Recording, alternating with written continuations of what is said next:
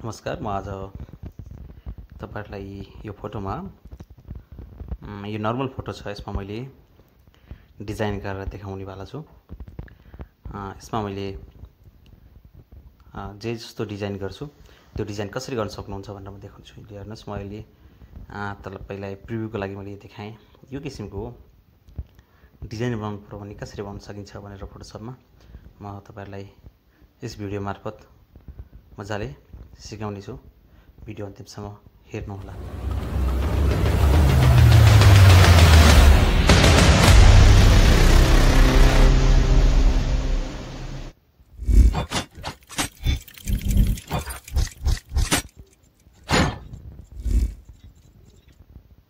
ल सुरु गरौँ। अब यहाँबाट हामी नयाँ फोटोसप ओपन गर्छौँ। मैले डबल क्लिक गरेँ। यहाँ म दुईटा फोटो लिन्छु, सरी एउटा फोटो लिन्छु। जुन फोटोमा मैले तपाईलाई यो इफेक्ट लगाएर देखाएको छु, यो स्टाइल लगाएर देखाएको छु। यो फोटोलाई पहिले सुरुमा म जुम गर्छु। लेयरमा गएर यसमा लेयर अप्सनलाई मैले ओपन गरेँ। विन्डोमा लेयर अप्सन, त्यसपछि मैले एउटा पोलिगन टुलमा यसको स्केललाई 3 राख्छु। मलाई त्रिभुज टाइपको चाहिएको छ, त्यही भएर यसको ट्रायंगल टाइपको एउटा सेप लिन्छु। अब मैले यसलाई राइट क्लिक गरेर मेक सिलेक्सन गर्ने। यहाँ यता साइडमा लेयर थपेको छु मैले, लेयर 1 मेक सिलेक्सन गर्नुस्। 0.5 फेदर्स राख्नुस्। ओके, यति गरिसकेपछि मैले यसलाई स्ट्रोक दिन चाहन्छु। त्यसको लागि एडिटमा जाने, स्ट्रोक यसको कति पिक्सल राख्ने, 10 पिक्सल। मैले 10 राखेँ, कलर ब्लू राखेँ। ओके, यति गर्ने बित्तिकै तपाईको यहाँ यस्तो आउँछ। अब यसलाई सार्नुहुन्छ भनेदेखि दुईटा चाहिएको छ भने दुईटा पनि बनाउन सकिन्छ, नत्र मैले कन्ट्रोल जेड गरेर ब्याक आएँ। मैले सिर्फ यसलाई मात्र एउटा मात्र चाहिएको कारणले गर्दा यसलाई यो सिलेक्टलाई डिसिलेक्ट गरेँ एकचोटि। कन्ट्रोल डी थिच्दा पनि हुन्छ, तपाईले कन्ट्रोल डी थिच्न सक्नुहुन्छ। डिसिलेक्ट गरेँ। अब मैले यसलाई उठाएर यहाँ ल्याउँछु। यति उठाएर ल्याइसकेपछि अब यो सेपको आउटर जति पनि ग्लो भएको छ त्यसलाई अब ग्लो गर्न बाँकी छ। मैले यसको ओपेसिटीलाई थोरै डाउन गर्न चाहन्छु। यो फोटोमा भएको अब यसमा मैले पहिले ओपेसिटी अलिकति ब्लेन्डिङ अप्सनमा गएर यसको मैले ग्लो फर्स्टमा थोरै ग्लो बनाउँछु। यसको ग्लो मा तपाईको मेरो यो सेटिङलाई राम्रो छ, हेर्नु होला। मैले अलि यता राख्छु, अलि देखिएन, ठिक छ, राइट साइडमा राख्छु। यति गरेपछि मैले आउटर ग्लोमा गएर टिक लगाउँछु फर्स्टमा है। आउटर ग्लोमा टिक लगाएर मैले क्लिक गर्ने बित्तिकै यहाँ तपाईँ देख्न सक्नुहुन्छ अहिले हाम्रो बोर्ड स्क्रिनमा छ। ओपेसिटी यहाँबाट घटाउन बढाउन सकिन्छ। तपाईले गर्दै जाँदा यहाँ अटोमेटिक चेन्ज, आफै अटोमेटिक चेन्ज आउँछ। मैले फर्स्टमा यसको ओपेसिटी थोरै कम गर्न चाहे। अहिले सुरुको हाम्रो लेयर 1 को ओपेसिटीलाई माथि गएर ओपेसिटीलाई मैले थोरै घटाइदिएँ। फिललाई पनि थोरै घटाइदिन्छु। यति भएपछि म फेरि बिल्डिङ अप्सनमै जान्छु। बिल्डिङ अप्सनमा गएर आउटर ग्लोमा क्लिक गर्छु।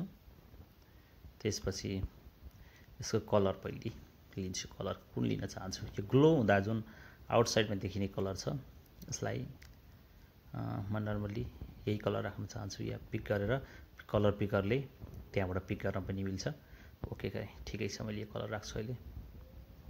ओके, यति गरेपछि तपाईको त्यहाँ देख्न सक्नुहुन्छ सफ्ट टेक्निक।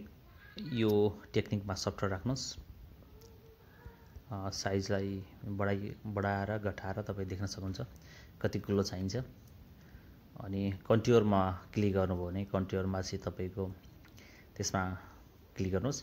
क्लिक गरेपछि यस्तो आउँछ। या यो कर्भलाई आफै डाइरेक्ट उठाउन पनि सकिन्छ, नत्र यहाँ डिफल्ट लेखेको ठाउँमा गएर प्रिसेटमा गएर तपाईको क्लिक गरेर यहाँ प्रत्येक स्टेपमा हेर्न सक्नुहुन्छ। प्रिसेट फरक फरक आउँछ। कस्तो किसिमको ग्लो चाहिन्छ तपाईँलाई यो ग्लो राख्न सकिन्छ। मलाई अहिले तत्काल यो मन पर्यो, यही राख्दिएँ। अझ मैले यसको रेन्जलाई बढाउन घटाउन सक्छु, कति रेन्ज चाहिन्छ। अझै स्पिडलाई पनि साइजलाई पनि बढाउन घटाउन सकिन्छ यहाँबाट। त्यस्तै हामीले यहाँ यसको मोडमा स्क्रिन छ, ब्लेन्ड मोड जुन स्क्रिन छ यसलाई मैले चेन्ज गरेर हेर्छु कुन मोडमा मलाई ठिक लाग्छ, त्यही मोड मैले आफै राख्न सकिन्छ।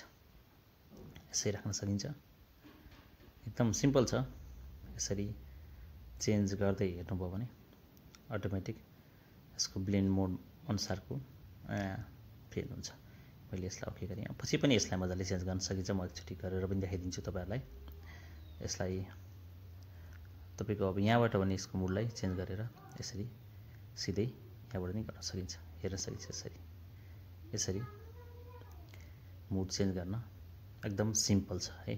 तपाईँ देख्न सक्नुहुन्छ तपाईँलाई कस्तो इफेक्ट चाहिन्छ है।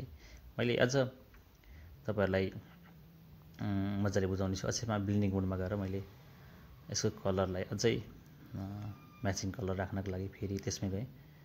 यसको कन्टुरमा चाहिँ मैले गएर अझै चेन्ज गर्न सक्छु। यहाँनिर क्लिक गरेर अझै चेन्ज गर्न सक्छु। फोटोलाई यसरी हामी नयाँ लुक्स दिन या डिजाइन गर्न हामी सक्दछौँ। कुनै पनि सेप ल्याएर, मैले त ट्रायङ्गल सेप ल्याएर तपाईँलाई गरेर देखाएँ। त्योभन्दा बाहेक अन्य सेपहरूमा नि तपाईँहरूले यसमा गर्न सक्नुहुनेछ।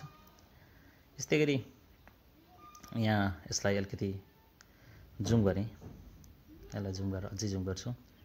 अब कहीँ कतै बढी भाग छ र यसलाई मेटाउनु छ भने तपाईँले या यसलाई अझ राम्रो लुक्स दिनलाई मैले फर्स्टमा यसको ब्याकग्राउन्डको पछाडि एउटा लेयर थपेँ। ब्याकग्राउन्डभन्दा माथिको लेयर 2 लेखेको ठाउँमा गएर एउटा ग्रेडियन्ट कलर मैले यो कलरलाई चुज गर्छु। यसमा ओके गरेँ है। यसरी ओके गरिसकेपछि मैले माथि हेर्नुहोस्, माथिको यो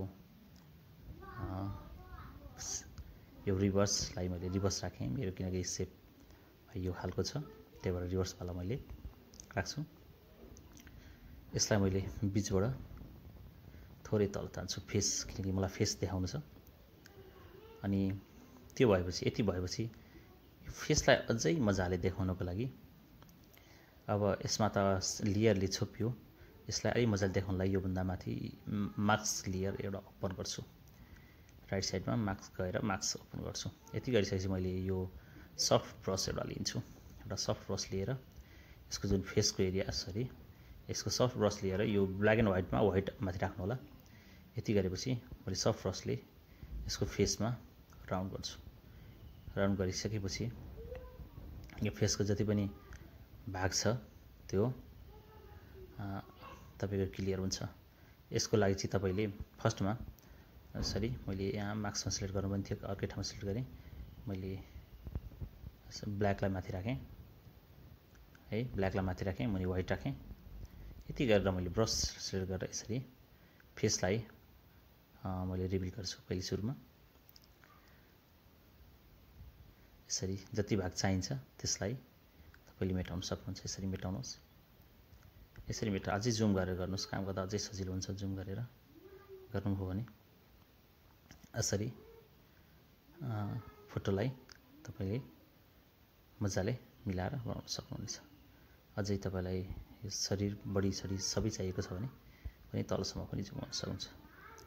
यसरी तल ब्रसले मजाले, सफ्ट ब्रसले मजाले यसलाई गर्न सक्नुहुनेछ। मैले तत्काललाई यति नै गरेँ। अझै म जुम गरौँ यसलाई। कहीँ बाँकी रहेको भएको कपालहरूमा छ भने पनि यसरी गर्न सक्नुहुन्छ। मलाई यतिकै लुक्स ठिक लागिरहेको छ, त्यही भएर मैले यसलाई यति गरेँ। योभन्दा माथि पनि मैले एउटा ब्लेन्डिङ अप्सन दिन्छु। जुन मैले ब्लेन्ड गरेको थिएँ, जुन सेप जुन ट्रायङ्गल सेप थियो त्यसमा गएर फेरि डबल क्लिक गरेर त्यही ब्लेन्डिङ अप्सनमा सुरुमा मैले फर्स्टमा गरेकै सेपको ट्रायङ्गल सेपमै यसको लुक्सलाई थोरै चेन्ज गर्नको लागि यसको कलर मैले हल्का चेन्ज गर्न चाहेँ। हेर्नुहोस्, कलर चेन्ज गरेर यसरी अन्तिममा पनि गर्न सक्नुहुन्छ। मैले अघि नै भनेको थिएँ। यसरी अन्तिममा तपाईँलाई फोटो बनाइसकेपछि यसो कलरलाई चेन्ज गरेर यसरी हेर्न सक्नुहुन्छ। यहाँ प्रत्येक कलरहरू छ, कलरहरू दिएको छ। यो कलरहरू प्रत्येक कलरलाई चेन्ज गरेर हेर्न मजाले सक्नुहुनेछ। यसै गरी विभिन्न कलर प्रयोग गरेर तपाईँ आफ्नो फोटोलाई अझै एट्र्याक्टिभ बनाउन सक्नुहुनेछ। मेरो च्यानललाई माया गरेर तपाईँहरूले यतिखेरसम्म हेरिदिनु भयो, म तपाईँहरूप्रति एकदमै धेरै नै आभारी छु। मेरो च्यानलमा यस्ता थुप्रै भिडियोहरू छन्। मेरो च्यानललाई सब्सक्राइब, लाइक, कमेन्ट, सेयर गरिदिनु होला भन्ने आशा गर्छु। बाँकी कुनै समस्या छ भने मलाई कमेन्टमा डाइरेक्ट कमेन्ट गर्न सक्नुहुनेछ। हस् त, तपाईँहरूको दिन सुख मङ्गलमय रहोस्, यही छ मेरो शुभकामना। बाँकी अन्य भिडियोहरूमा पनि म विभिन्न आवश्यक जानकारीमूलक कुराहरू लिएर तपाईँहरूमाझ उपस्थित हुने नै छु। आजलाई भने तपाईँहरूबाट म छुट्टिन चाहन्छु। यसलाई बार बार प्र्याक्टिस गर्नुहोला। यो भिडियोलाई सक्नुहुन्छ भने फेरि दोहोऱ्याएर हेर्नुहोला। हस्त, धन्यवाद।